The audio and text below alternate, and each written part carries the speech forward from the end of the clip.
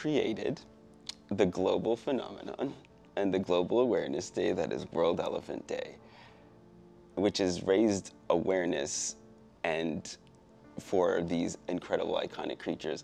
How did you even, help me out here, how did that you even like get that together, and how did the idea come about? My colleague Michael Clark, who made the films with me, and Michael's been my co-filmmaker for many years, and he was very involved in all of our elephant expedition work that we were doing in China and Thailand at that time. And myself and the Elephant Reintroduction Foundation, which is a royal initiative in Thailand. It was the initiative of the Queen of Thailand. And we were working with them on the reintroduction of elephants back into the wild. There had been 500,000 acres of protected forest habitat set aside by the King of Thailand. And the purpose was to rewild elephants that had been taken from the wild and to replenish the population of wild elephants. So we were all sitting around one day in Bangkok and looking at this global problem for the future of elephants. And I said, we need to have a way to focus people's attention. We had Return to the Forest, which we were going to be releasing that following year. We had just started on the filming of that. And I said, you know, we need to have a way to focus people's attention on these issues. We need to bring everybody together, all the different organizations, NGOs that are working on the issue, the government, scientists, you know, politicians, and people, citizens, you know, consumers need to understand. So we needed an Earth Day for elephants, and that's how it started. And I just, you know, made it happen, right? We just made it happen. That is amazing. But you've got to remember too that at that time, that was in 2011, and then we launched it on August 12, 2012. Social media culture was very different then than it is now too, right? It wasn't quite so popular, and it's sort of in mainstream culture. So we were really able to generate a lot of engagement by creating the World Elephant Day social media platforms. The hashtag, right, generates over 2 billion impressions every year in social media. I mean, it's one of the most powerful hashtags that people utilize continually for bringing awareness to elephant conservation issues. And it grew far more than I ever thought it would. In fact, we figured, okay, we're just going to have this one day and bring it all people's attention to this, but it started to roll and we needed to keep doing it. And so we grew the organization. I created the charity side of World Elephant Day, which is a charity that I run called World Elephant Society. And we've engaged with over 100 different elephant organizations around the world each year who recognize World Elephant Day. And World Elephant Day is probably the most significant fundraising day for a lot of these elephant organizations. They really utilize the day to bring attention to their own conservation initiatives. World Elephant Day has been used as a day to pass legislation. It's been done in the US, Singapore, the Philippines, India have used World Elephant Day as a day to announce legislation on banning elephant ivory sales and other forms of policy and such. So it's become a really important day for people in the elephant conservation movement. That is amazing. Just so incredible just to see the impact and how it's grown over the years. And hashtag World Elephant Day. I'll sometimes be on Instagram before the 12th, and I'm like, okay, it's World Lion Day, next is World Elephant Day, post it on Exactly. Raise attention to it. So thank you for creating such an amazing day. It's amazing because World Elephant Day was probably the first animal day, and now there's a lot of other animal days. Yeah, now right? You can't keep up. It's like World Lion Day, World Elephant Day, World Cheetah Day. You're like, okay, which one? But it's kind of cool that it is the first animal day because, you know, they are a keystone species, right? So of course they, you know, are the ones that are kind of leading the way for other people's, you know, connection and awareness to the impacts on other animals too, because it's not just elephants that are impacted by these same challenges that we're talking about. You know, illegal wildlife trade, it impacts so many different species, habitat loss, climate change, the same, right? So, you know, elephants are a great icon for how we need to be treating all wildlife. What would you say is one of the major threats to elephant conservation as a whole? Well, we call them the Big Five. We have that on our World Elephant Day campaign. You know, what are the Big Five? you know, threats to elephants. Of course, poaching and illegal trade is the main one. Habitat loss, you know, is another big problem that's becoming more and more significant as more and more human civilization, you know, expands. Climate change, and that's also, you know, connected to habitat loss, because as habitat changes, the elephants lose their habitat. Elephants have a really, really big role in climate change mitigation because they're caretakers of forests and landscapes, in maintaining, you know, biodiversity and enabling habitats to exist healthy and having other wildlife live there. So that's another big, you know, risk that elephants face now through climate change. Their habitats have changed. They've faced drought. There's been huge drought, you know. In last year, now we're getting all these floodings going on in Kenya, for example, because you have drought and now you've got rain, but then there's no way for the water to absorb the rain, and so it's, you know, it's causing flooding, and all of this climate shifting has huge impact on the elephants. And, you know, of course, captivity is another really, really big problem for elephants.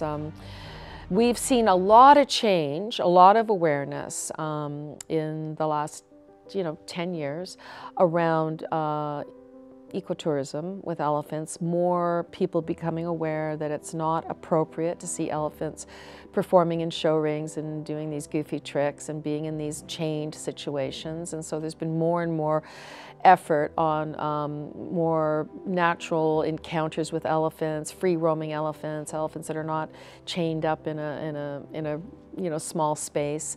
And then of course in Africa, eco safari is a really big draw for people to be able to just see the elephants on the savannah and take photos and stuff. So there's been a lot of good shifting going on for people's awareness around, if you want to encounter elephants, encounter them in the wild, and making those choices of going to the places that are really educating visitors and treating the elephants with the respect and dignity that they deserve.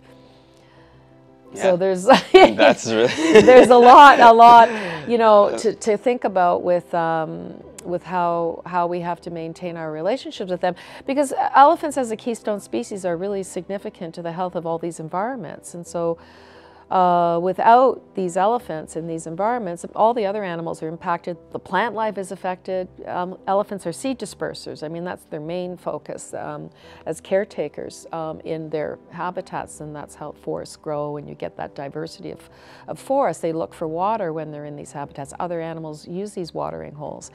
So you start to have a breakdown of elephants in these environments, and that's what keystone species are, is they represent that kind of pinnacle of that structure of that environment.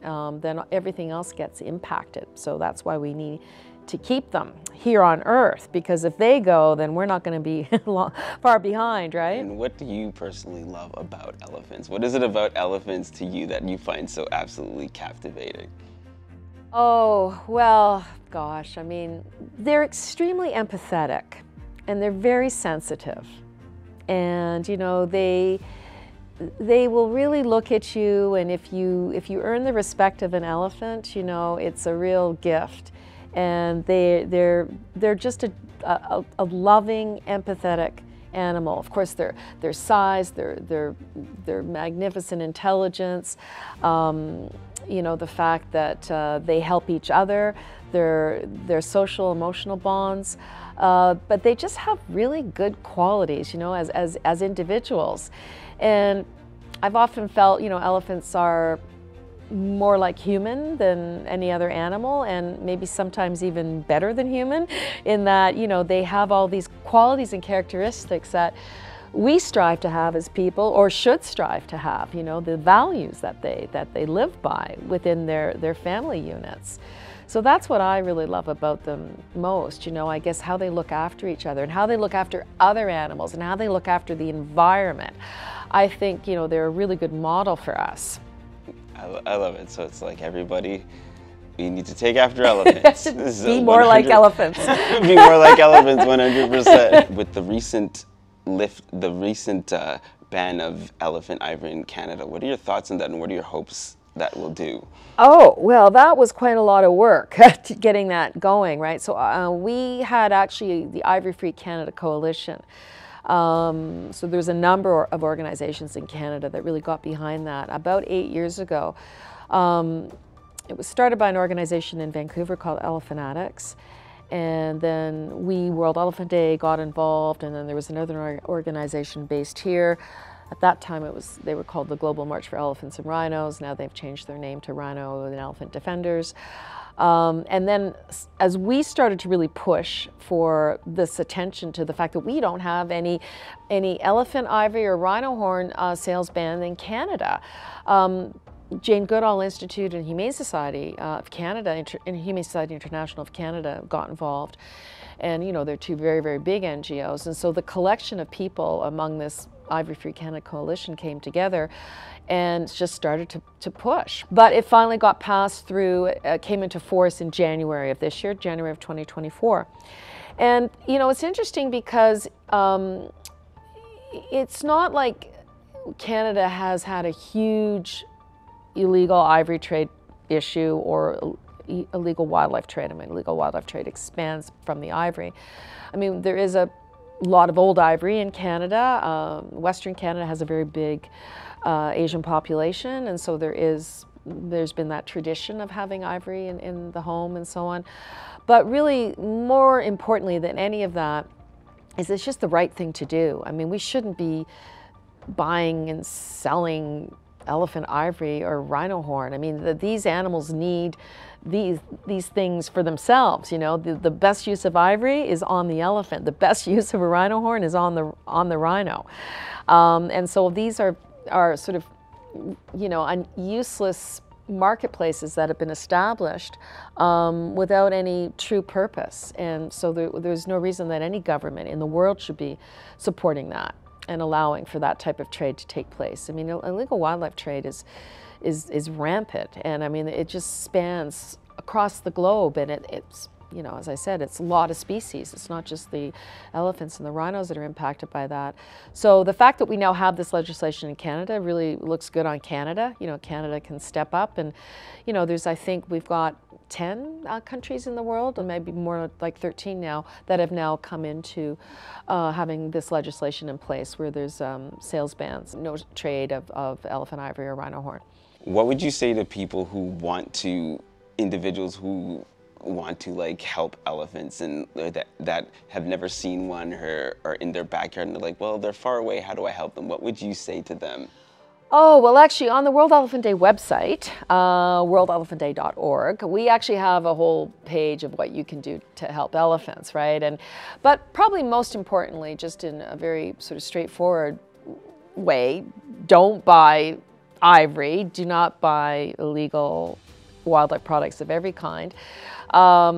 If you want to travel to see elephants and meet elephants, do your homework, do the research, make sure that you're going, you know, to places that are responsible, ethical, you know, that are really going to be giving the true picture of what elephants are, who they are, the respect and dignity around what elephants are, and showing that to them.